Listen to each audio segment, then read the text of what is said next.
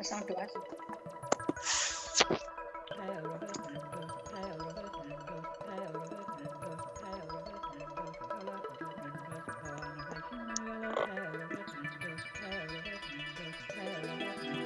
Lebih mulai.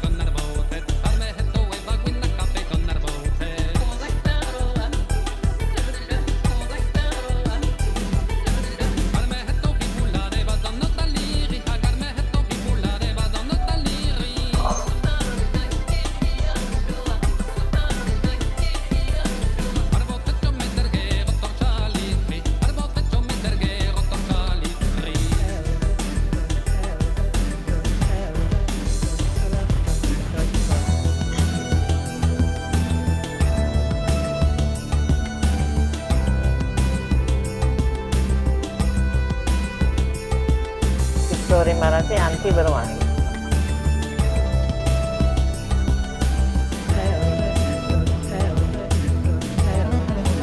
Dia naik baja itu.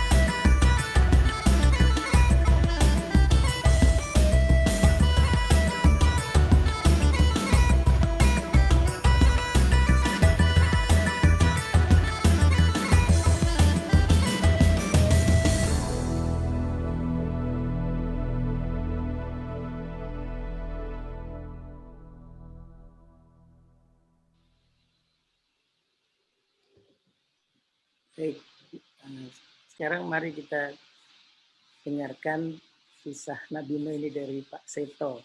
Mari Pak Seto, silakan Pak. Baik, selamat malam Ibu, Bapak, dan saudara-saudara semua. Malam, Pak. Ya, kita akan melihat kisah Nuh. Jadi Bapak Ibu silahkan mempersiapkan lebih dahulu teksnya. Nah, kemudian yang Bapak Ibu tolong perhatikan itu begini. Di Kejadian bab 4, Bapak Ibu ketemu dengan anak-anak Adam. Ya. Lalu di bab 6, Bapak Ibu ketemu dengan kisah Nuh. Nah, antara keluarga Adam dengan Nuh ini terbentang waktu yang sangat panjang. Bagaimana itu tampak? Bapak Ibu silahkan ke bab 5. Jadi setelah Kain membunuh Habel, Adam punya anak lagi, namanya Set. Kemudian dari keluarga manusia pertama ini, kemudian lahir turun-temurun banyak manusia. Dan rentang waktu yang sangat panjang, itu membuat jumlah manusia di bumi semakin bertambah banyak. Nah, itu sebenarnya fungsi dari bab 5. Jadi, antara keluarga Adam dengan keluarga Nuh itu ya terpisahkan oleh waktu yang panjang, menghitungnya ribuan tahun gitu ya. Nah, kemudian yang lain lagi Bapak Ibu yang kita perlu perhatikan ketika kita membaca cerita Nuh itu yang Pak Narto, ini saya mau share screen untuk mengingatkan kosmologi Perjanjian Lama. Bentar, Pak. Ya. Bapak Ibu silahkan mengingat lagi gambaran dunia dalam Perjanjian Lama ya. Jangan membayangkan tata surya, jangan membayangkan galaksi. Nanti nggak ketemu. Silakan, Pak. Baik.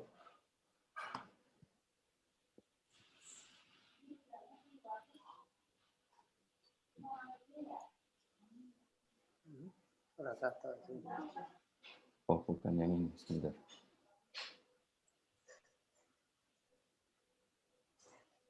Sebentar.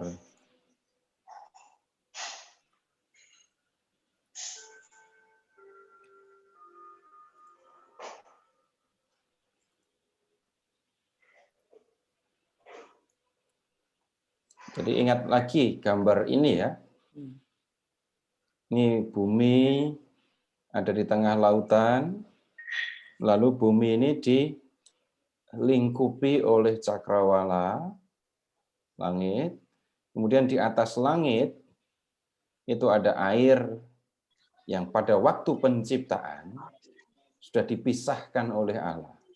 Ingat, cakrawala ini dibuat oleh Allah untuk memisahkan air yang ada di atas cakrawala dan yang ada di bawah cakrawala. Kemudian air yang di bawah cakrawala dikumpulkan di satu tempat, dan kemudian air itu, kumpulan air menjadi laut, yang kering jadi darat. Nah, kemudian di bawah, kalau begitu ada air. Nah, sekarang begini Bapak Ibu, juga silahkan mengingat, pernah melihat mata air? Kan? Yang kita lihat, kalau menemukan mata air, itu ada air keluar dari dalam bumi. Bapak Ibu akan kalau dalam pemahaman modern ya itu karena di gunung ada air, kemudian air itu ya masuk melewati tanah, tersimpan di dalam tanah, lalu pada satu tempat tertentu air itu akan muncul keluar. Nah, pemahaman seperti itu belum ada. Yang tampak itu adalah air keluar dari dalam tanah, dari dalam bumi. Karena itu, ya, yang dipahami di zaman kuno, air yang dikumpulkan di bawah cakrawala yang menjadi laut tadi, itu juga ada di bawah bumi. Dan pada waktu-waktu tertentu, di tempat-tempat tertentu ada mata air. Melewati mata air itulah, air yang di bawah bumi bisa naik. Ya. Nah, kemudian yang Bapak Ibu perlu mengingat, ini tolong mengingat istilah antropomorfisme. Ini perlu diingat istilah ini, antropomorfisme. Ini terdiri dari dua kata ya, antropo dari kata antropos, itu artinya manusia, morfe, bentuk. Nah, di Perjanjian Lama, kita akan berulang kali menemukan bagaimana Allah itu digambarkan seperti seorang manusia. Misalnya, Allah punya mulut. Bapak Ibu masih ingat ketika Allah menghembuskan, namanya menghembus kan pakai mulut. Nanti akan di lain kesempatan punya hidung. Di kesempatan lain digambarkan Allah itu punya tangan. Nah, ada anggota-anggota tubuh seperti yang dimiliki manusia. Kemudian, penggambaran Allah dalam rupa seorang manusia itu juga tampak dalam sifat-sifatnya. Atau apa yang dilakukan. Yang paling dikenal, yang paling banyak dibicarakan, itu kalau mendengar kata Allah murka, Allah marah. Nah, kata marah itu kan sebenarnya tindakan seorang manusia kan marah. Ketika mendengar kata Tuhan marah, nggak ada yang protes. Tapi ketika mendengar kata Tuhan menyesal, baru pada protes. Kenapa? Mosok Allah menyesal. Kata masa Allah menyesal sering diucapkan, tetapi kalimat Allah marah tidak pernah dibantah. Masa Allah marah? Enggak mengatakan begitu. Nah, Tuhan marah. Kemudian Tuhan menyesal. Kemudian Tuhan bisa sedih. Di lain kesempatan, Bapak Ibu pernah melihat Tuhan tertawa atau belum? Nah, itu. Kalau Bapak Ibu membaca Mazmur 2, Bapak Ibu akan ketemu Tuhan yang tertawa. Dan tertawanya bukan lucu, bukan karena lucu, tapi ini tertawa, mentertawakan.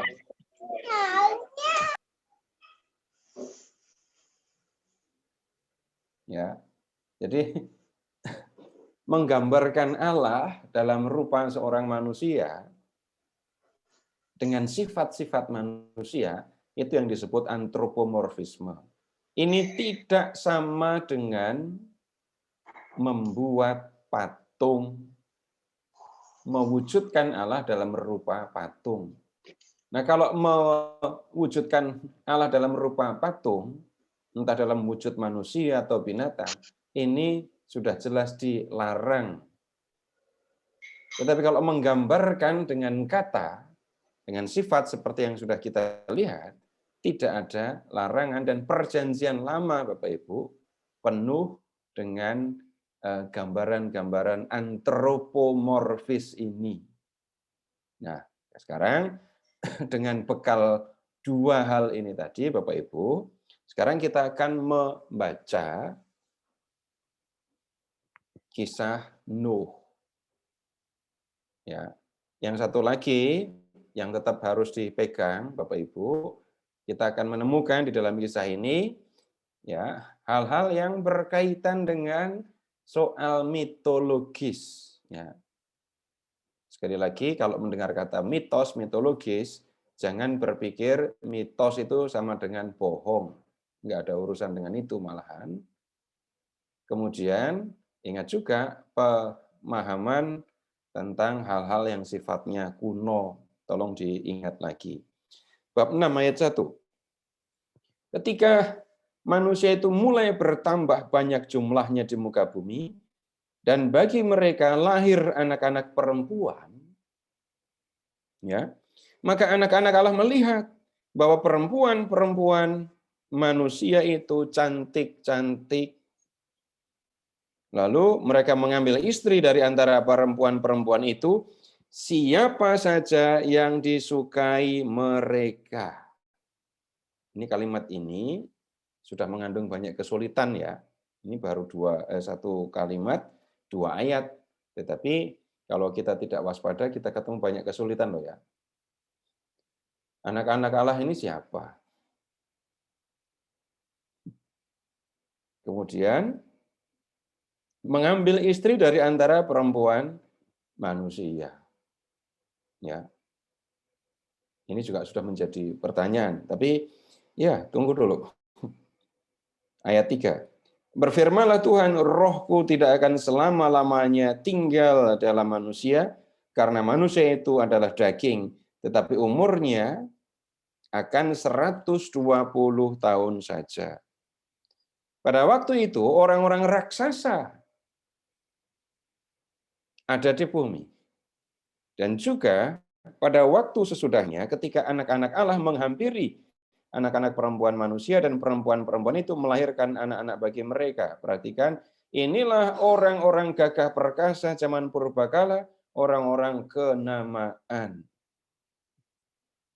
Perhatikan, anak-anak Allah kawin dengan perempuan-perempuan manusia, lalu dari perkawinan itu muncul orang-orang raksasa, orang-orang kenamaan. Kemudian, lihat ke ayat 5. Ketika dilihat Tuhan bahwa kejahatan manusia besar di bumi, dan bahwa segala kecenderungan hatinya selalu membuahkan kejahatan semata-mata, maka menyesallah Tuhan bahwa Ia telah menjadikan manusia di bumi, dan hal itu memilukan hatinya. Berfirmanlah Tuhan, aku akan menghapuskan manusia yang telah kuciptakan itu dari muka bumi, baik manusia maupun hewan dan binatang-binatang melata, dan burung-burung di udara, sebab aku menyesal bahwa aku telah menjadikan mereka. Tetapi Nuh mendapat kasih karunia di mata Tuhan.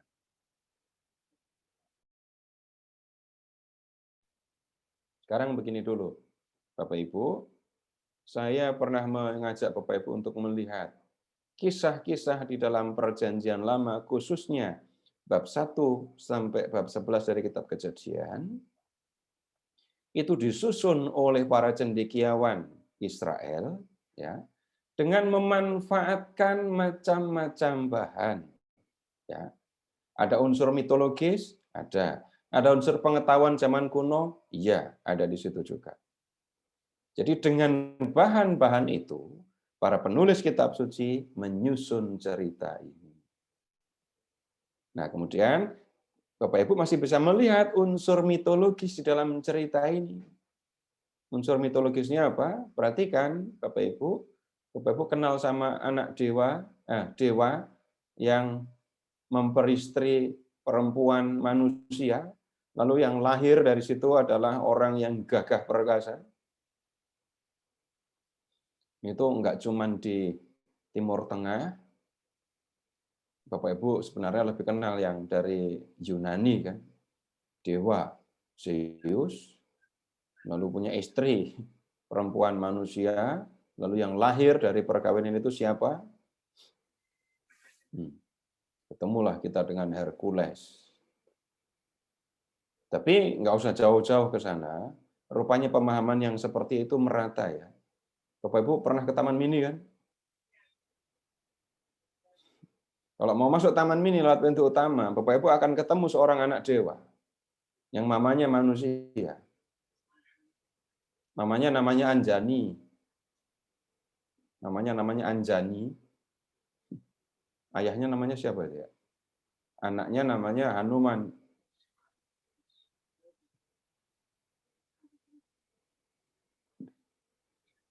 Nah, yang lahir dari perkawinan dewa dan manusia, ya orang yang hebat. Orang yang memiliki kesaktian yang lebih. Bapak Ibu, sekali lagi, ini unsur mitologis ya. Dan yang Bapak Ibu sedang lihat ini tadi anak-anak Allah kawin dengan perempuan-perempuan manusia, lalu yang lahir itu adalah orang-orang raksasa. Kalau kita menggunakan ilmu Alkitab gitu ya, penulis kitab suci menggunakan bahan seperti ini untuk menjelaskan, untuk menggambarkan ya bahwa manusia berdosa. Dosanya yang mana? Ngambil istri siapa saja yang disukainya tadi. Nah, kemudian setelah ada studi lebih lanjut, Bapak Ibu nanti bisa menemukan begini loh. Tolong mundur ke bab 5 ya. Oh, tunggu dulu, nggak usah bab 5. Bab 4 ya, dia di bab 4. Bapak Ibu ketemu dengan Kain kan di situ. Habel mati karena dibunuh. Nah, kemudian tinggal Kain. Lalu lihat ke ayat 25. Di ayat 25, Bapak Ibu ketemu dengan anak Adam yang lain yang namanya Seto. Panggilannya itu yang ditulis. Lihat ayat 5, nggak percaya. Ayat 25. Nah, kemudian begini loh. Anak-anak Kain itu kan negatif, jahat, karena membunuh kan. Nah, kemudian ada Set, tidak diceritakan, tapi orang mengatakan, nah ini tokoh baik. Perhatikan, anak Allah kawin dengan perempuan manusia. Nah, kemudian hal ini digunakan untuk menjelaskan begini. Kain memiliki keturunan, dia beranak cucu. Set juga beranak cucu. Lalu antara keturunan Kain dan keturunan Set, itu terjadi perkawinan. Keturunan Set disebut anak-anak Allah, keturunan Kain disebut anak-anak manusia. Enggak nyambung ya? Enggak nemu ya? Ini ilmunya agak enggak biasa.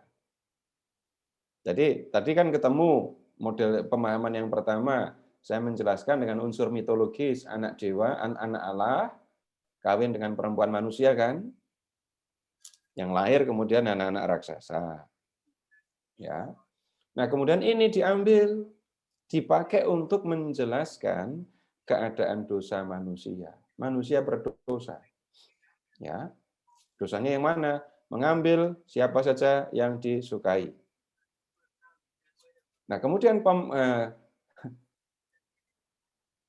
pemahaman tentang anak dewa, kemudian perempuan manusia, digunakan untuk menjelaskan juga percampuran antara keturunan Kain dan keturunan Set. Silakan membayangkan Kain tinggal di satu tempat, beranak cucu di tempat itu, Set juga beranak cucu di satu tempat. Lama-kelamaan mereka campur. Ya. Nah, anak-anak atau keturunan Kain, itulah yang disebut sebagai anak-anak manusia. Kemudian anak-anak Set, itulah yang disebut sebagai anak-anak Allah. Bapak Ibu, ini membaca Alkitab dengan berbagai level ini ya. Ini enggak biasa, tapi karena Bapak Ibu sudah berulang kali, sudah cukup lama belajar Alkitab, maka saya berani ngomong yang seperti ini. Kepada para peserta atau yang baru belajar Alkitab, mendengar kayak gini ya pusingnya bisa double. Nah, kemudian ketika keturunan Kain dan keturunan Set itu bersatu, yang kemudian terjadi apa? Mereka berdosa lagi. Adam dan Hawa berdosa. Kemudian Kain berdosa juga. Dan dosa ini kemudian berlangsung turun-temurun. Sampai apa yang terjadi, lihat Bapak Ibu ke bab 6 ayat 5 tadi. Ketika dilihat Tuhan bahwa kejahatan manusia besar di bumi, dan bahwa segala kecenderungan hatinya selalu membuahkan kejahatan semata-mata, maka menyesallah Tuhan. Nah, sekarang unsur mitologisnya tadi tolong ditinggalkan ya.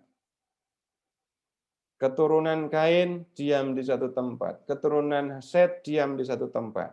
Lalu mereka bercampur. Ya.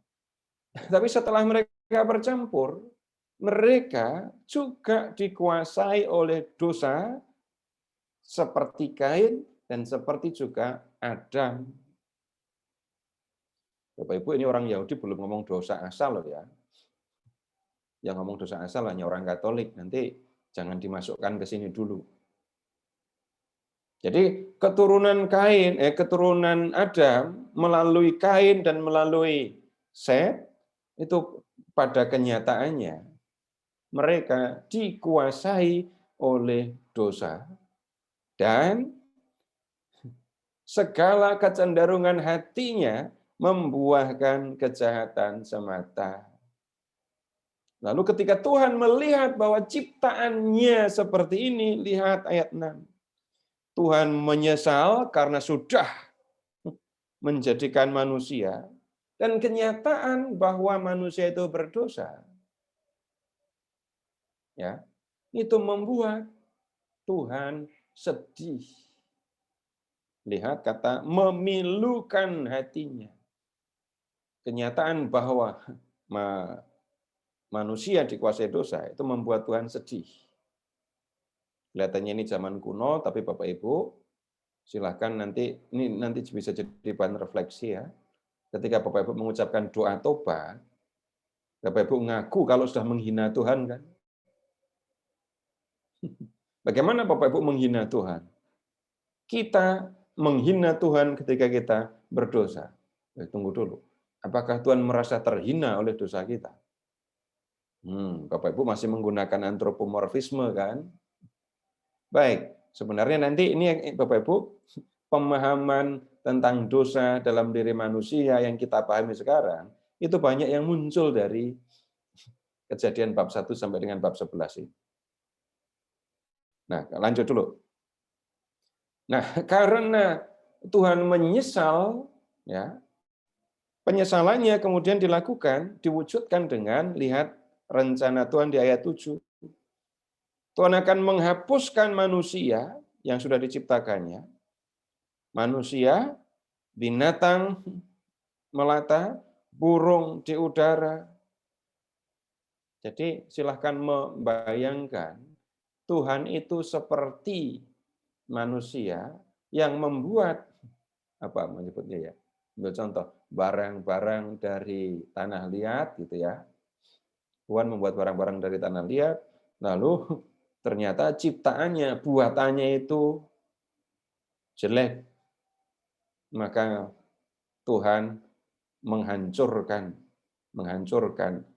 Kalau dibayangkan seperti pematung, Tuhan menghancurkan ciptaannya yang dibuat dari tanah liat itu tadi. Gambarannya seperti itu, ya. Nah, kemudian tidak semua manusia rupanya akan dimusnahkan. Lihat ke ayat 8. Nuh mendapat kasih karunia di mata Tuhan. Loh, kenapa begitu? Bapak Ibu lihat ke ayat 9. Nuh adalah seorang yang benar dan tidak bercela di antara orang-orang sezamannya. Dan Nuh itu hidup bergaul dengan Allah. Bapak Ibu, ini juga menjadi bahan yang perlu mendapat perhatian kita kan? Nuh disebut sebagai orang yang bergaul dengan Allah. Dia orang benar, tidak bercela. Kemudian ayat 10, dia punya 3 anak, laki-laki semua, Sem, Ham, dan Yafet. Nah kemudian, begini, Tuhan itu memberitahukan rencananya untuk memusnahkan bumi itu kepada Nuh. Lihat ke ayat 13. Berfirmanlah Tuhan kepada Nuh, aku telah memutuskan untuk mengakhiri hidup segala makhluk, sebab bumi telah penuh dengan kekerasan oleh mereka. Dan aku akan memusnahkan mereka bersama-sama dengan bumi. Nah, kemudian lihat ayat 14. Karena Tuhan mau memusnahkan manusia, binatang, dan seluruh bumi, tetapi mau menyelamatkan Nuh, maka Tuhan meminta supaya Nuh membuat sebuah bahtera. Dan Bapak Ibu lihat ukurannya ya. Ayat 15, panjang 300 hasta. Ingat saja bagi satu hasta itu setengah meter. Jadi 300 hasta bagi 2 saja. Panjangnya 150 meter. Lebarnya 50 hasta, 25 meter. Tingginya 30 hasta, 15 meter. Ini besar apa enggak ini?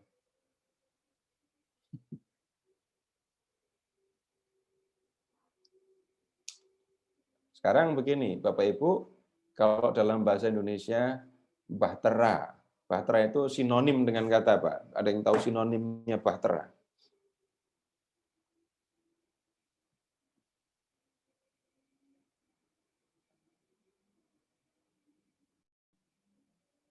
Kata lain dari bahtera itu kan seringkali digunakan kata apa?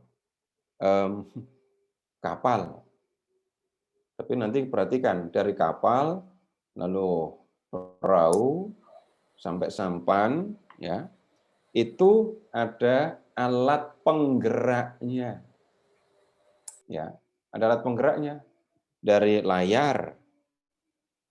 Kalau nggak layar, dayung. Kalau yang kuno begitu ya. Kalau yang modern ya dengan mesin. Yang Bapak Ibu lihat tadi, bahtera yang dibuat oleh Nuh, ada alat penggerak apa enggak? Enggak ada. Dan Bapak Ibu, ya, jadi kalau dalam bahasa Indonesia enggak bisa ini disebut sebagai apa kapal atau bahtera. Harusnya nyebutnya apa? Bapak Ibu dalam bahasa Ibrani rupanya kata yang sama. Itu digunakan untuk menyebut keranjang yang digunakan oleh Ibu Musa untuk mengapungkan bayi Musa itu, untuk menghanyutkan bayi Musa itu.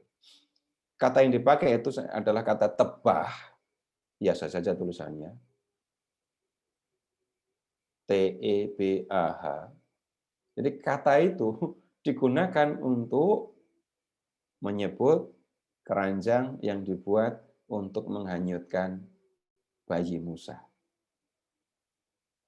Apakah ada penjelasan lain tentang hal ini? Ya, Bapak Ibu, begini saja. Tolong sebutkan nama pelaut di Israel kuno. Tidak akan ketemu. Bapak Ibu, rupanya orang Israel tidak punya pengalaman banyak tentang laut. Jadi ketika mereka mau menggambarkan alat yang saran yang dipakai untuk menyelamatkan Nuh, maka yang mereka temukan istilah itu. Keranjang besar jadinya. Tidak terlalu besar kalau untuk ukuran sekarang. Dan kalau Bapak Ibu mengingat jumlah spesies yang ada di bumi, enggak akan muat. Jadi Bapak Ibu, sekali lagi, unsur-unsur pengetahuan modern agak repot kalau mau dimasukkan kemari, gitu ya. Nah, kemudian Tuhan minta Nuh membuat bahtera. Ukurannya sudah ada, dan nanti dia harus dibuat bertingkat. Ayat 17, sebab sesungguhnya aku akan mendatangkan air bah meliputi bumi untuk memusnahkan segala yang hidup dan yang bernyawa dari kolong langit. Segala yang hidup di bumi akan mati binasa. Tetapi dengan engkau aku akan mengadakan perjanjianku. Dan engkau akan masuk ke dalam bahtera itu, engkau bersama dengan anak-anakmu dan istrimu dan istri anak-anakmu. Dan dari segala yang hidup, dari segala makhluk, dari semuanya haruslah engkau bawa satu pasang ke dalam bahtera itu, supaya terpelihara hidupnya bersama-sama dengan engkau, jantan dan betina. Sudah? Lihat ayat 22. Lalu Nuh melakukan semuanya itu, tepat seperti yang diperintahkan Allah kepadanya, demikianlah dilakukannya. Sudah, Nuh membuat bahtera. Sudah, jadi selesai ya. Ayat bab 7 sekarang.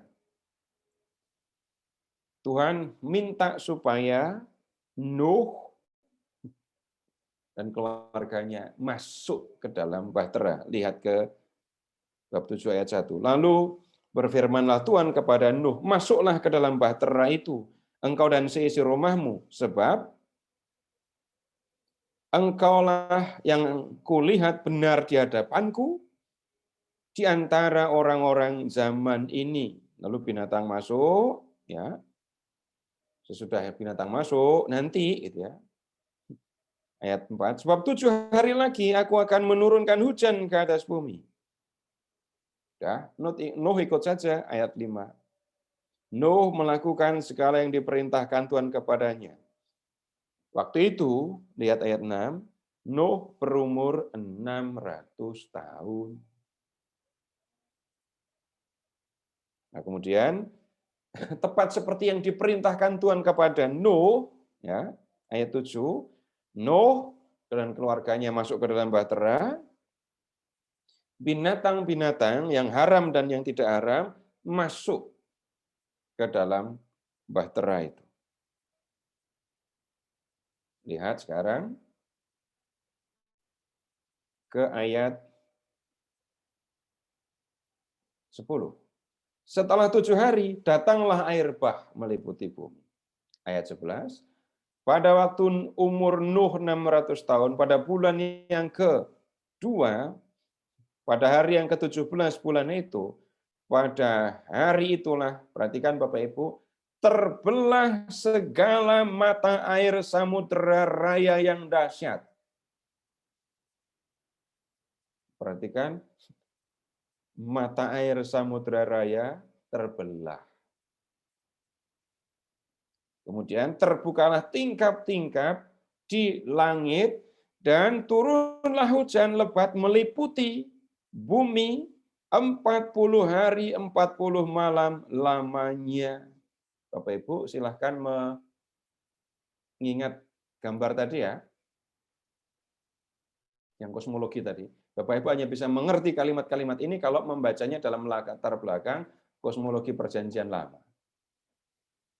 Air yang ada di bawah bumi naik. Air yang ada di atas langit turun. Pada waktu penciptaan, bumi ada di antara, di dalam air. Ya. Kemudian Tuhan mengumpulkan air jadi laut. Sekarang air berbalik seperti keadaan sebelum penciptaan. Ya. Jadi keadaannya sekarang seperti sebelum penciptaan. Air yang ada di bawah bumi, di laut, naik. Air yang ada di atas cakrawala turun. Dan lihat.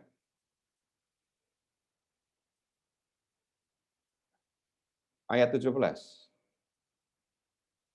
40 hari lamanya, air bah itu meliputi bumi. Air itu naik dan mengangkat bahtera itu, sehingga melampung tinggi dari bumi. Nuh dan seluruh isi bahtera itu cuma mengapung saja kan. Tidak ada kendali, ini mau diarahkan kemana. Enggak, mengapung saja. Lihat ke berikutnya. Ketika air itu mulai bertambah-tambah dan naik dengan hebatnya di atas bumi, terapung-apunglah bahtera itu di muka air.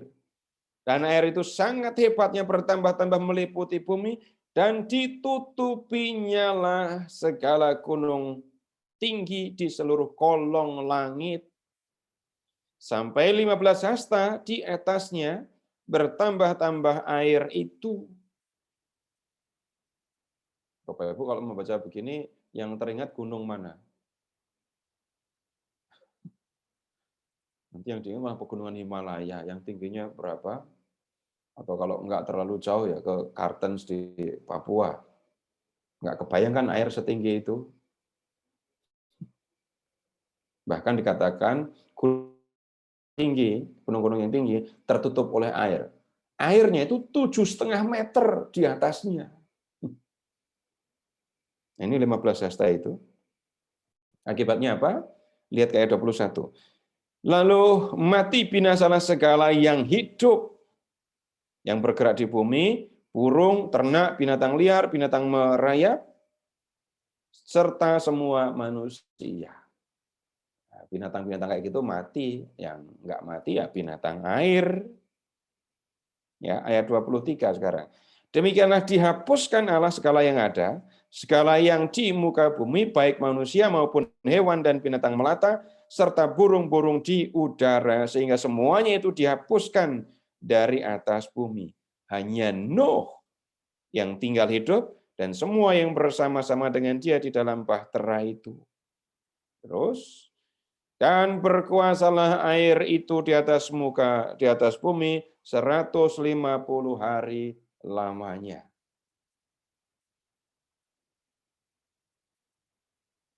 Terus ke ayat bab 8. Maka Allah mengingat Nuh dan segala binatang liar dan seterusnya. Allah mengingat. Sebelumnya, kalau memakai logika cara kita biasa berpikir, tiba-tiba Allah ingat. Oh, berarti sebelumnya lupa. Ingat lagi Bapak Ibu, kita sedang berhadapan dengan gaya bahasa antropomorfisme.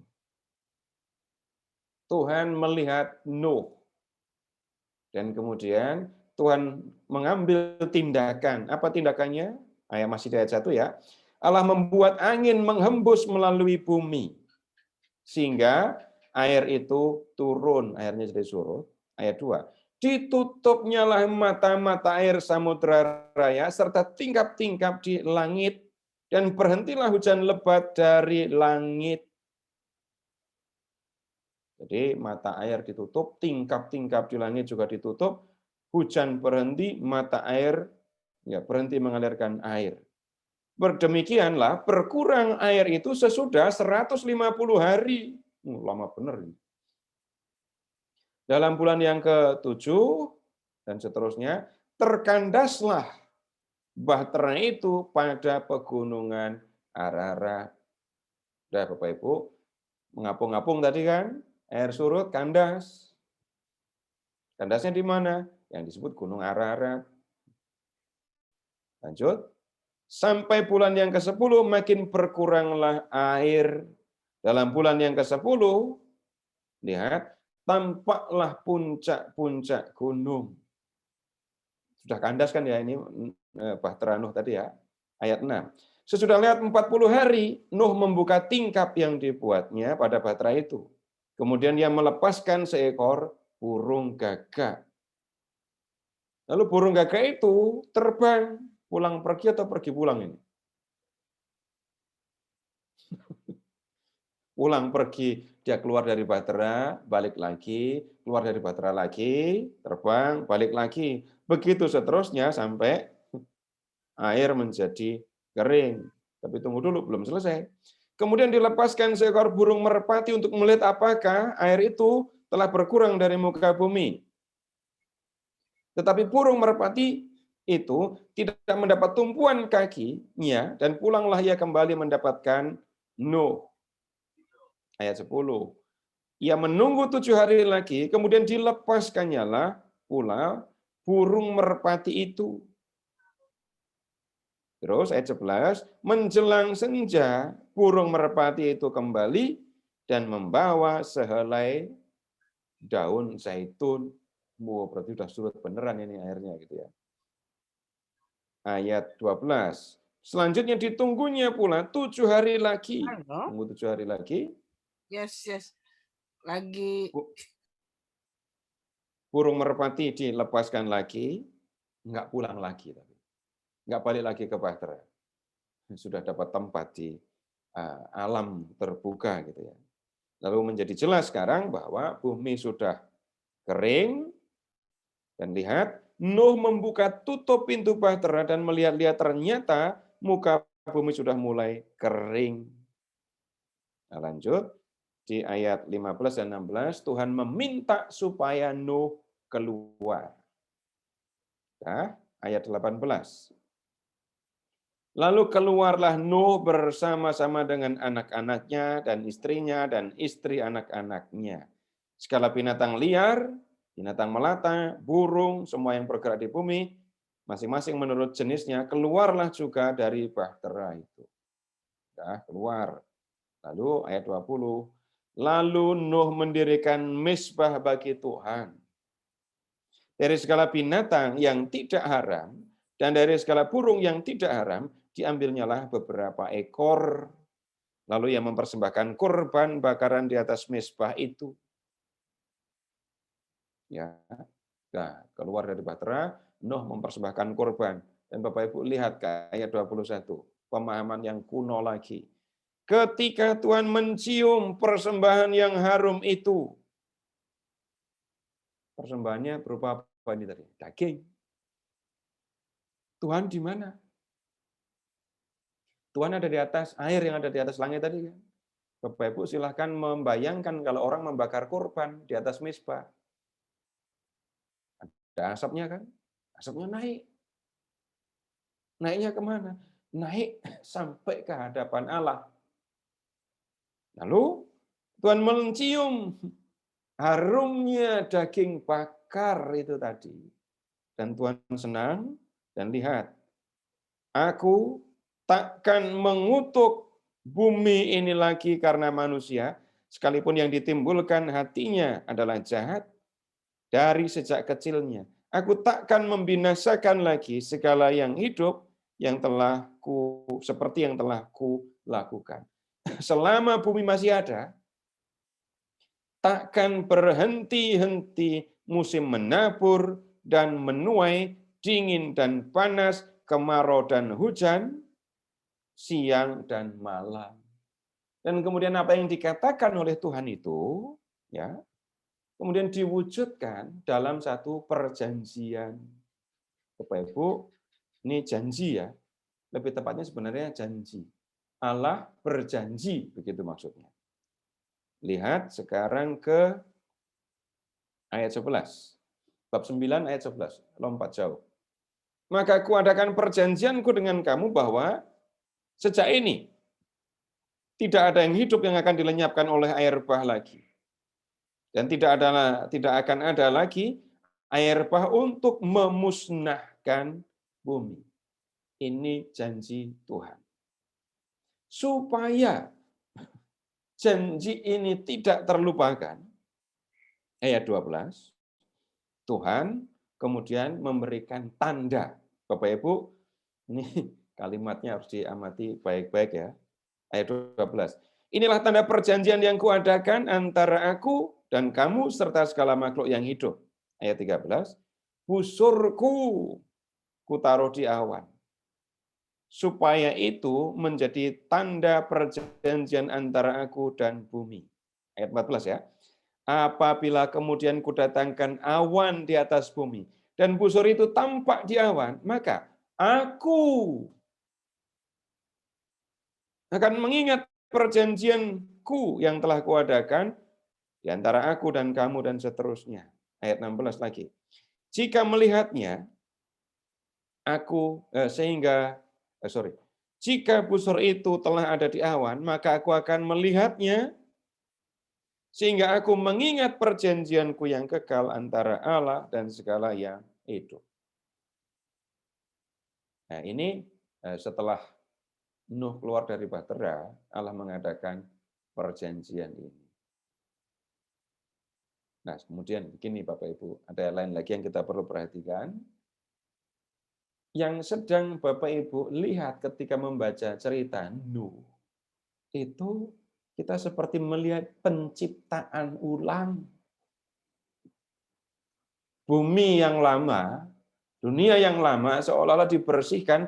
Bapak Ibu silahkan mengingat kembali air yang naik dari samudra, yang turun dari atas cakrawala jadi satu, bumi ketutup lagi kan. Itu kan seperti keadaan sebelum penciptaan. Nah, kemudian pada waktu air bah tadi surut, Bapak Ibu seperti sedang melihat Tuhan melakukan penciptaan ulang. Kemudian binatang-binatang yang disimpan di dalam bahtera itu menjadi penghuni dunia yang baru. Lalu Nuh dan keluarganya itu menjadi manusia yang ditempatkan, yang hidup di dunia yang baru ini tadi. Karena itu, Bapak Ibu tolong ke bab 9 ayat 1. Lalu Allah memberkati Nuh dan anak-anaknya serta berfirman kepada mereka, beranak cuculah dan bertambah banyaklah, penuhilah bumi. Kayaknya Tuhan pernah ngomong kayak gini dah. Ya, Tuhan pernah mengatakan itu kepada manusia yang diciptakannya dulu di Kejadian bab 1 ayat 28. Nah, kemudian ada yang berubah sekarang. Ada yang berubah. Bapak Ibu masih ingat ketika manusia pertama itu tinggal di Eden? Ya. Tidak ada binatang karnivora. Semua binatang makan rerumputan. Dan manusia bersahabat, berteman, hidup berdampingan, damai dengan binatang-binatang itu tadi. Tapi sekarang lihat ke ayat 2. Akan takut dan gentar kepadamu segala binatang di bumi, dan segala burung di udara, segala yang bergerak di muka bumi, dan segala ikan di laut. Ke dalam tanganmu lah semuanya itu ku serahkan. Tetapi ada takut dan gentarnya. Ayat 3. Segala yang bergerak yang hidup akan menjadi makananmu. Aku telah memberikan semuanya itu kepadamu seperti juga tumbuh-tumbuhan hijau. Manusia dulu cuma makan ya, pohon yang buahnya berbiji dan tumbuhan berbiji. Sekarang ada kelonggaran, manusia boleh makan daging sekarang.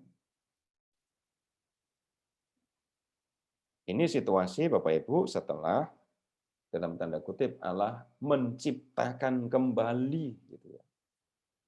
Baik Bapak Ibu sampai di sini dulu. Silakan kalau ada yang mau disampaikan. Kalau bercerita kepada anak-anak, Bapak Ibu ambil garis ceritanya. Ya, jangan semua detail yang Bapak Ibu pelajari ini tadi disampaikan semuanya. Nanti yang pusing bukan hanya yang dengar, yang ngomong juga bisa pusing kalau begitu. Silahkan, Mbak. Ya, silahkan Bapak Ibu. Bisa ditulis di chat atau mau langsung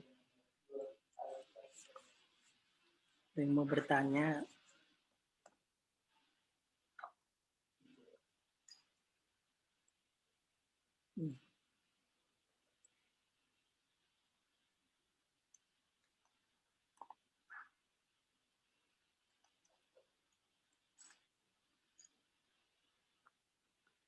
Enggak ada? Enggak adanya karena sudah ngerti atau memang udah tambah nggak ngerti apa-apa sebenarnya saya. Karena begini, Bapak Ibu, saya kira kita menghadapi hal yang sama. Kalau baru pertama kali belajar yang kayak gini, saya dulu juga mengalami, ini kok seperti nggak nyambung dengan yang selama ini tersimpan di memori saya. Karena ya cara kita berpikir dulu dengan sekarang sudah berbeda. Dulu misalnya orang menganggap ini kejadian sungguhan, misalnya gitu yang bisa jadi pertanyaan kan kayak gitu itu. Ini beneran apa enggak? Lalu ketika melihat detail, Mau mengatakan beneran yang bagaimana kalau begini nih tadi? Tapi kalau yang beneran itu yang mana? Saya lanjut bicara aja ya, kalau ada pertanyaan nggak? Binatang haram. Tanya, Haram. mau tanya ya, dong silakan. Pak. Ya. Silahkan. Yang tadi kan Pak Seto jelasin yang Kejadian 6 ayat 2. Itu yang antara anak-anak Allah dengan perempuan anak manusia. Itu anak Allahnya itu termasuk yang kayak dewa atau yang keturunan Set? Ya itu. Jadi kita memahaminya dengan dua cara tadi loh Pak. Jadi kalimat-kalimat atau isi hal yang seperti itu tadi itu diambil dari dunia mitologi gitu ya. Anak-anak Allah itu makhluk-makhluk surgawi, anak dewa-dewa gitu ya.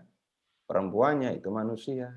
Nah, itu digunakan oleh penulis kitab suci untuk menjelaskan percampuran antara anak-anak Kain dan anak-anak Set, begitu, Pak.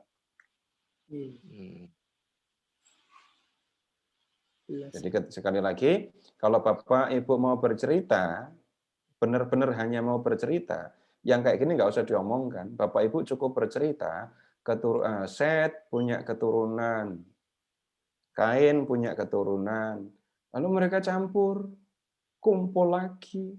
Tapi apa yang terjadi? Mereka dikuasai dosa semua. Nah, begitu. Nah, nanti Bapak Ibu akan ketemu yang kayak gini ada, tidak banyak, tapi ada beberapa, misalnya gini. Kalau Bapak Ibu membaca pergumulan batin Yakub ketika mau ketemu dengan Esau. Nah, nanti dua pertemuan berikutnya kali. Bapak Ibu akan menemukan pergumulan batin. Pergumulan batin itu bagaimana? Tuhan sudah berjanji akan membawa Yakub kembali ke Kanaan. Tuhan janji gitu. Tapi Yakub tahu di Kanaan ada siapa? Ada Esau. Yakub pernah salah kepada Esau. Esau dendam mau membunuh Yakub. Kemudian Yakub sudah berusaha melunakkan hati Esau dengan kiriman-kiriman. Tetap saja Yakub takut. Karena dendam itu tidak ada expirednya kan. Yakub masih takut. Jadi aku nyebrang apa enggak ini? Tuhan bilang akan menjaga aku, menyuruh aku nyebrang, tapi di sana ada ada Esau. Nah, pergumulan batin Yakub malam itu digambarkan dengan pergumulan yang pernah, pasti Bapak Ibu pernah mendengarnya ya. Yakub bergumul dengan Allah. Tapi yang kemudian terjadi apa?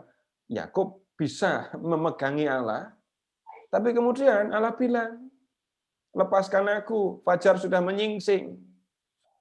Masa Allah takut sama fajar? Ketemu apa di sini? Unsur cerita yang berkaitan dengan apa nyebutnya ya? Makhluk di sungai, makhluk halus di sungai. Jadi itu Bapak Ibu, ini cara orang kuno menggambarkan suasana, cara orang kuno membuat gambaran, itu yang mengambil apa yang mereka tahu. Kalau sekarang, Bapak Ibu silahkan membayangkan kalau sedang mengungkapkan isi hati dengan bahasa puisi. Atau ketika Bapak Ibu berbicara dengan bahasa kiasan. Begitu Pak. Sekali lagi, yang saya sampaikan kepada Bapak Ibu, ini memang sudah lebih, apa yang menyebutnya ya. Saya sudah masuk ke soal eksegese, yang mengajak Bapak Ibu bahkan masuk ke dalam hal yang sangat teknis. Tetapi ini tidak perlu disampaikan kepada semua orang. Begitu, Pak. Ya. Oke, Pak. Terima kasih, Pak Seto. Ya. Di chat ada yang nanya, Pak, binatang haram dan tidak haram itu siapa saja? Oh, tinggal membuka Kejadian bab 11, Imamat bab 11, Pak. Udah Muhammad. buka sendiri nanti. Yang ikut, oh, ada yang haram nggak, Pak? Loh, ada kan? Ada ya? Loh, tadi kita baca kan? Oh Yang iya. haram juga masuk. Kalau yang haram nggak ikut, Nah, nanti tinggal binatang yang yang halal semua. oke, Pak. Nggak bisa naik unta kalau yang haram nggak boleh masuk. Ini berkaitan Ya, dengan tsunami nih, Pak. Bagaimana dengan adanya manusia yang meninggal karena bencana tsunami? nah silahkan membaca teksnya lengkap. Hmm. Tidak pernah dikatakan tidak akan ada orang yang meninggal karena bencana alam, nggak gitu kan? Yang ada adalah Tuhan tidak akan memusnahkan bumi seperti yang sudah pernah dilakukannya. Kalau yang sampai sekarang terjadi, apakah ada seperti yang terjadi seperti yang diceritakan dalam kisah ini tadi? Nggak ada.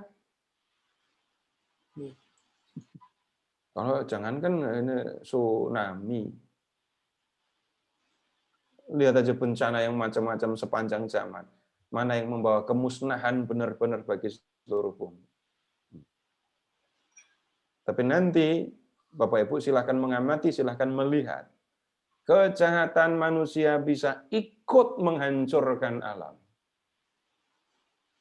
Hancurnya alam, yaitu udah hukuman. Dosa manusia, kejahatan manusia ikut menghancurkan alam. Dan kehancuran alam membuat celaka manusia sendiri? Iya. Bapak Ibu masih ingat kan waktu pelajaran SD dulu tentang hutan yang gundul?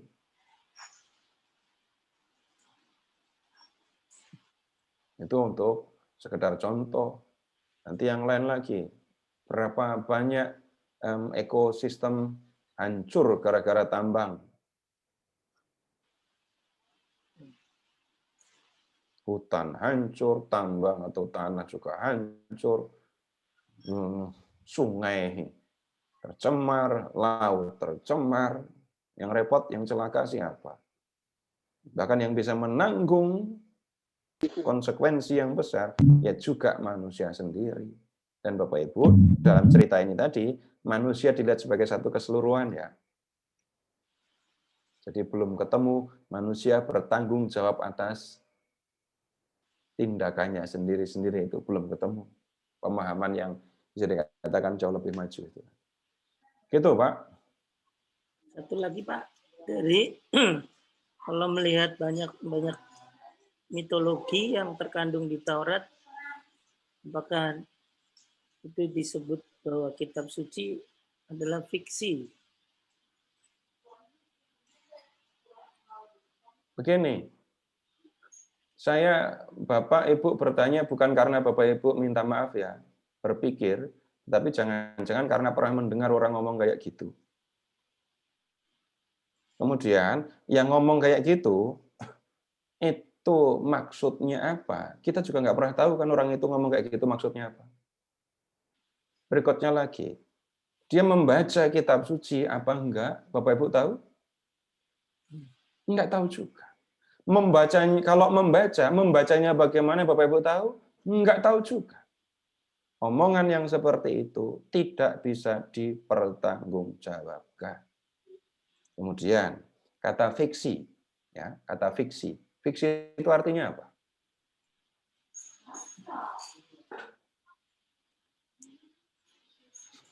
Jangan-jangan kita mendengar kata fiksi, pikiran kita sudah negatif. Fiksi itu sama dengan karangan, fiksi itu sama dengan bohong. Apakah itu arti kata fiksi? Ya, kalau saya masuk ke toko buku, iya, ini kategori fiksi, yang ini non-fiksi. Tunggu dulu. Bapak Ibu, tolong ya, amati baik-baik. Pernah nggak dipengaruhi oleh fiksi? Bapak Ibu pernah nggak dididik, dibentuk oleh fiksi bahkan? Bisa jadi ya. Kok bisa jadi Pak Narto dulu waktu kecil baca dongeng apa enggak? Anderson, Pak. Didongengi oleh orang tua apa enggak? Diingatkan tentang perbuatan baik, Bapak Ibu dikasih daftar perbuatan baik atau dikasih cerita? Cerita. Orang Jawa akan menjadi sangat mencolok untuk urusan ini. Sudah pasti akan dihindari kelakuan kayak Sengkuni.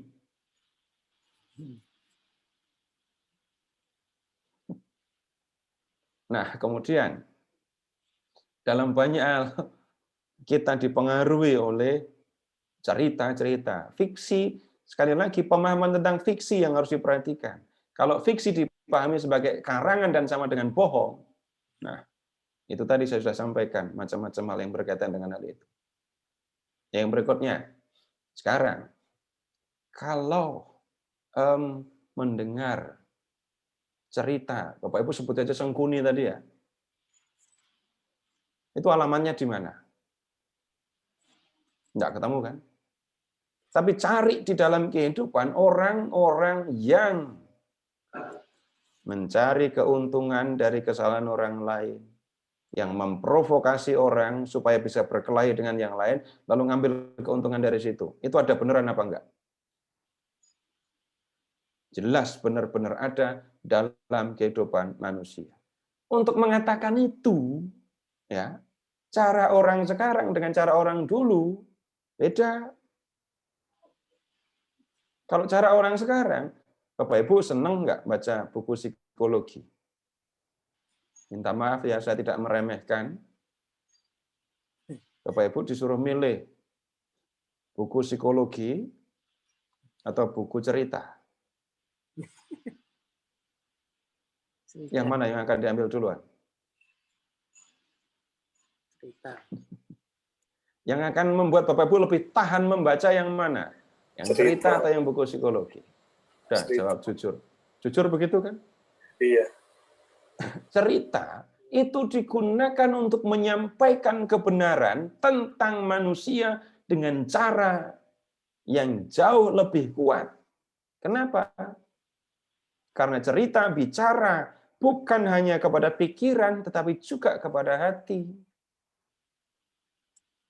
Jadi Bapak Ibu, saya tidak akan masuk ke dalam, apa maksudnya, perangkap yang dibuat tanpa kita pahami itu loh.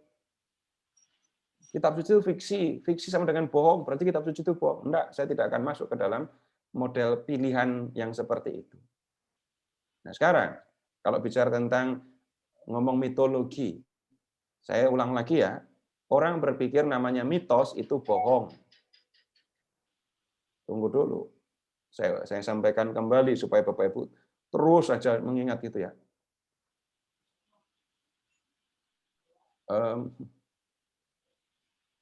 Bapak Ibu, kapan terakhir selfie? Dan tolong amati setelah selfie. Setelah selfie atau setelah difoto, lihat kan, dilihat sendiri fotonya kan. Giliran kalau kurang bagus dihapus. Kalau bagus, tersenyum-senyum sendiri gitu ya. Ini padahal udah 66 lu umurnya, kok masih kayak gini gitu. Kalau ada orang yang kelakuannya seperti itu, namanya apa? Narsis. Kata narsis dari nama apa ini? Kata narsis dari nama tokoh mitologis yang namanya Narkisos yang menghabiskan waktunya untuk mengagumi wajahnya yang tampan dengan melihat bayangannya di air. Narkisos itu ada beneran apa enggak? Jangan pernah tanya itu hidupnya di mana, rumahnya di mana. Tetapi apa yang ada dalam cerita tentang Narkisos mencerminkan kenyataan yang ada dalam kehidupan manusia. Bahkan saya pilih lagi, ini karena ya sudah lebih gampang. Ada anak yang terlalu diikat sama ibunya, sampai akhirnya jatuh cinta sama ibunya sendiri. Orang mengatakan ini sakit ini. Anak jatuh cinta kepada ibunya sendiri. Beneran ada? Ada beneran. Tapi ini penyakit, ini sakit. Namanya apa? Oedipus kompleks. Oedipus kompleks. Ini istilah psikologi. Sudah pasti sangat ilmiah ya. Tapi tolong ingat, nama Oedipus itu nama siapa? Itu nama tokoh dalam mitologi Yunani. Seorang laki-laki yang jatuh cinta kepada ibunya sendiri. Apa yang ada di dalam mitologi itu adalah cerminan dari kehidupan manusia.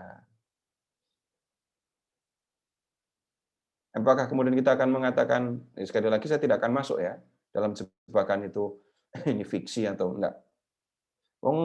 Fiksi itu apa aja enggak dijelasin kok. Cuma orang sudah mau didorong. Fiksi sama dengan karangan, karangan sama dengan bohong. Jadi, enggak. Begitu Pak. Nah sekarang, saya lanjut saja. Saya ajak Bapak Ibu sekarang untuk melihat cerminan. Ya. Apa yang ada di dalam cerita ini tadi. Benar enggak manusia punya kecenderungan kepada dosa? Kalau manusia tidak punya kecenderungan kepada dosa, orang tua pasti enggak repot ngurusi anak. Enggak akan perlu mendidik untuk jangan ini, jangan ini, jangan ini. Bapak Ibu tolong kalau sanggup membuat list kata jangan yang diikuti dengan kata lain yang pernah Bapak Ibu ucapkan untuk anak-anak. Jangan apa saja. Terlalu banyak untuk dibuat daftar kan. Itu sudah cukup untuk membuktikan Bapak Ibu lihat sendiri, mengalami sendiri, manusia memiliki kecenderungan kepada yang negatif, kepada dosa.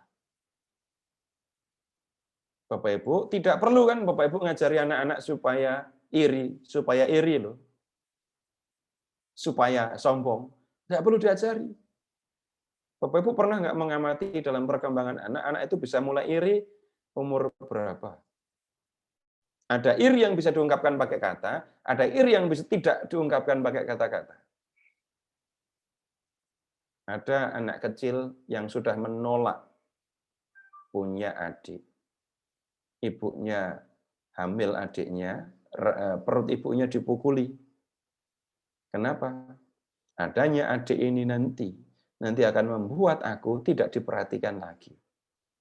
Itu yang ngajari kayak gitu siapa? Ngelawan dalam tanda kutip, memberi penjelasan kepada anak ini supaya menerima adiknya, itu kan seringkali tidak gampang kan. Tidak semua mengalami kasus kayak gini loh ya. Tidak semua mengalami ya. Ada yang bahkan betul-betul sampai menolak. Nanti kalau adikku lahir, nanti pasti adikku yang lebih disayang. Aku disuruh-suruh terus. Itu kalau diungkapkan pakai kata-kata. Sebelum anak itu bisa berkata-kata, lalu nanti akan ketemu gejala-gejala. Yaitu tadi misalnya, adiknya dipukuli waktu masih di dalam rahim tadi.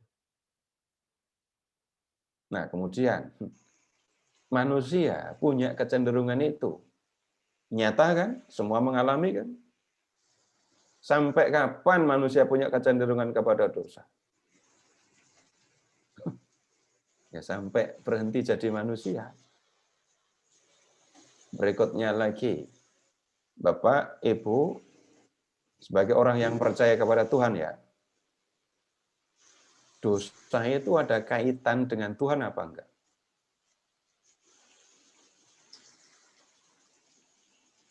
Waktu kita bercerita atau melihat kisah Adam dan Hawa, kita sudah melihat sedikit ya. Yang kita lihat adalah manusia kalau berdosa, manusia kalau bersalah, itu enggak mau disalahkan, tapi punya kecenderungan untuk menyalahkan yang lain. Nah, kemudian lihat, dosa membawa konsekuensi untuk mereka yang melakukannya. Dalam kisah Nuh, kita masih melakukan ini. Kita masih melihat ini. Silahkan melihat tentang manusia memiliki kecenderungan kepada dosa, bumi penuh dengan kekerasan, dan kemudian perhatikan Tuhan menyesal, Tuhan pilu hatinya. Apa yang dilakukan manusia kepada sesama yang berkaitan dengan dosa, itu tidak bisa berdiri sendiri lepas dari Tuhan. Nah, Bapak Ibu, tinggal mengingat saja kalau di dalam gereja Katolik ini sesuatu yang sudah pasti, sangat jelas. Tadi saya mengajak Bapak Ibu untuk melihat, tolong perhatikan doa tobat. Saya itu loh salahnya kepada sesama. Tapi kepada Tuhan saya mengatakan, aku sudah menghina Engkau Tuhan. Kalau aku menghina Tuhan, Tuhan perasaannya bagaimana? Nah, Bapak Ibu silakan amati relasi ini ya. Aku punya hubungan dengan sesama, tapi aku juga punya hubungan dengan Tuhan. Apa yang aku lakukan kepada sesama, itu ada dampaknya. Ada pengaruhnya. Untuk siapa? Untuk Tuhan. Lihat. Tuhan bisa mengalami kesedihan karena melihat manusia yang dicintainya itu berdosa. Tapi tunggu dulu. Memangnya kalau manusia berdosa, Tuhan rugi? Enggak. Yang rugi siapa? Yang rugi ya manusia sendiri. Karena apa? Dosa yang dilakukan manusia membawa konsekuensi untuk dirinya sendiri. Ini seperti, saya pakai kiasan ya. Bapak, Ibu punya anak. Anak Ibu, anak Bapak itu bersalah karena menggunakan narkoba. Sudah salah kan? Karena menggunakan narkoba, dia ditangkap polisi dan masuk penjara. Bapak Ibu ikut bersalah? Ya, kalau ngomong jauh-jauh iyalah.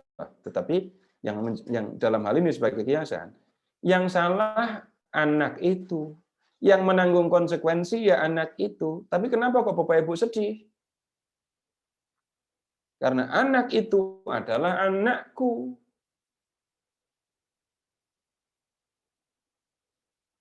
Malapetaka, kesedihan, bahkan kesalahan yang dibuat oleh anakku, itu sudah cukup membuat aku mengalami kesedihan. Seperti itulah perasaan Allah.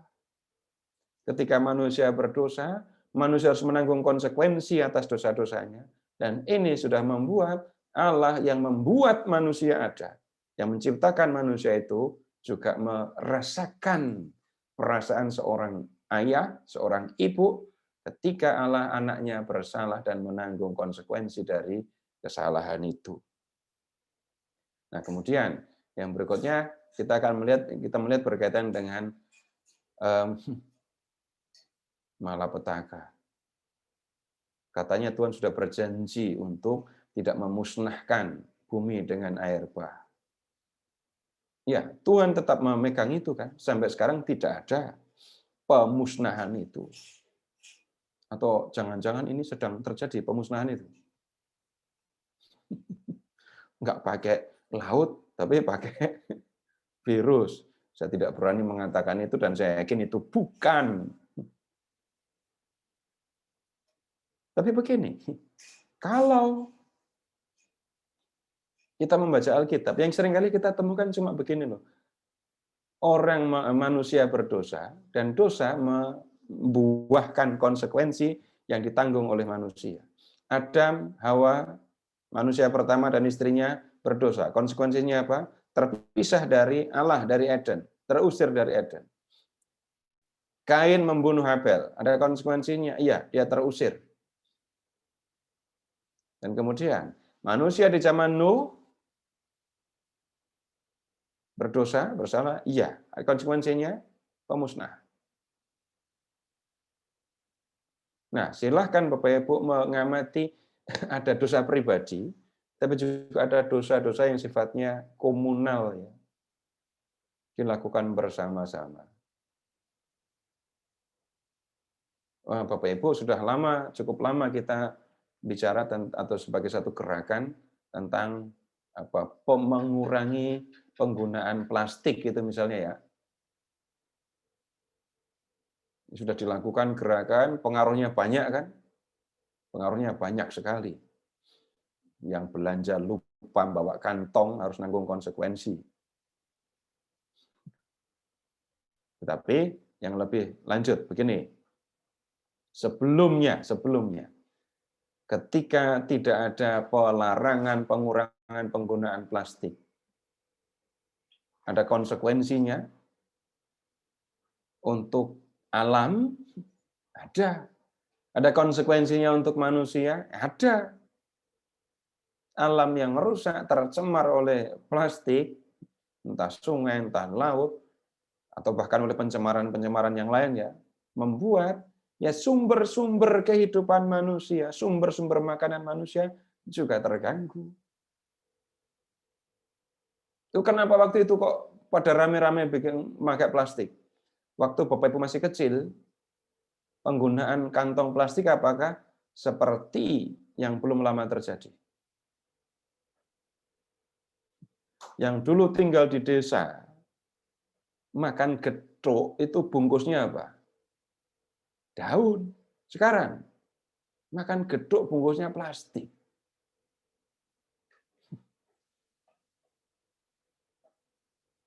Kekeliruannya ada di mana? Ini kan cuma sekedar contoh untuk mengatakan adanya plastik waktu itu, banyaknya penggunaan plastik karena apa? Manusia nyari gampangnya.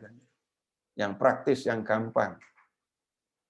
Kalau nggak percaya, tolong Bapak Ibu mengingat berapa kantong plastik yang pernah masuk ke dapur Bapak Ibu. Sanggup menghitung? Saya nggak yakin sanggup menghitung. Dipakai berulang kali, ya, tapi kemudian tetap aja kalau belanja nggak bawa kantong sehingga numpuk terus. Ada konsekuensi dari dalam tanda kutip manusia disediakan, diajak untuk ya mencari yang gampang saja tanpa menghitung konsekuensi. Dan kemudian ya polusi tanah, polusi udara karena plastik memang pengaruhnya ini luar biasa. Jadi mulai dari keinginan atau di suasana seolah-olah dibuat cari yang gampang. Gampang kan, di mana-mana ada kantong, lalu orang belanja selalu kantong-kantong terus, dan kemudian ya konsekuensinya penggunaan plastik yang meningkat luar biasa, ada pengaruhnya untuk alam, dan kerusakan alam juga mempengaruhi sumber-sumber penghidupan kita. Jadi tidak perlu nunggu ada air bah seperti di zaman Nuh ini, enggak. Tetapi cukuplah kita mengingat ada dosa yang dilakukan oleh manusia yang membawa konsekuensi kepada alam, ya. Dan kerusakan alam itu mempengaruhi kehidupan manusia itu sendiri. Begitu dulu Bapak Ibu untuk malam hari ini. Terima kasih dan selamat malam. Baik, Pak Seto, terima kasih banyak. Dari kisah Nuh ini kita bisa melihat menarik satu ini ya, kuasa Allah dan sekaligus kasih Allah ya, terhadap ciptaannya. Bapak Ibu sekalian, saya mau umumkan sedikit mengenai sumbangan dana yang telah kita sampaikan ke Yayasan Bakti Luhur. Ini sudah kita serahkan sebesar 5 juta, sudah diserahkan oleh wakil kita Ibu Ivon tadi kemarin ya ke Panti Asuhan Bakti Jakarta. tadi siang. di Lebak Bulus ya. Terima kasih banyak partisipasi dari Bapak Ibu sekalian, sehingga kita Terima kasih. sedikit berbagi kepada mereka. Mudah-mudahan berguna buat panti asuhan ini. Terima kasih. Baik, untuk minggu depan kita akan bertemu dengan Abraham. Ya, mungkin akan lebih seru lagi. Kita tetap ikuti aja ya. Untuk menutup pertemuan malam hari ini, silakan Bu Vivi tutup dengan doa, Bu. Ya, mari. Terima kasih Pak Seto. Dalam nama Bapa, Roh Putra, dan Roh Kudus. Amin. Allah Bapa kami bersyukur kepadamu atas berkat dan penyertaan-Mu selama kami belajar. Semoga apa yang baru saja kami pelajari berguna bagi hidup kami dan berguna juga bagi sesama. Bapa, lindungilah dan berkatilah pengajar kami, Pak Seto dan keluarganya, dan kami semua agar terhindar dari COVID-19 dan sehat-sehat. Terima kasih ya Roh Kudus, terima kasih ya Bapa. Kemuliaan kepada Bapa dan Putra dan Roh Kudus, seperti pada permulaan, sekarang, selalu, dan sepanjang segala abad. Amin. Terpujilah nama Yesus, Maria, dan Santo Yosef, sekarang dan selama-lamanya. Dalam nama Bapa, Roh Putra, dan Roh Kudus. Amin. Amin. Terima kasih, kasih. Vivi. Terima kasih Thank you, semuanya. Vivi. Makasih Pak Thank Seto. you, terima kasih semuanya. Terima kasih Pak Seto. Pak Terima Seto. kasih. Selamat malam. Ya, terima kasih kasih semuanya Bapak semuanya. Ibu. Selamat malam. Sampai Saya jumpa pamit. Selasa depan. Thank you all. Selamat istirahat. Terima kasih. Terima kasih Pak Seto. Terima kasih Bapak Ibu. Makasih sama-sama, Bu. Selamat Terima kasih Bu malam. Ipon. Selamat istirahat semuanya. Ya.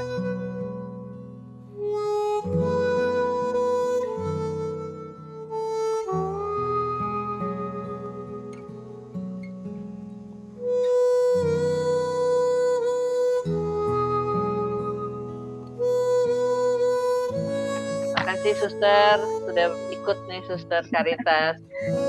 Selamat istirahat, Terima Suster. kasih banyak Bapak Ibu semuanya. Selamat istirahat, Suster. Terima kasih.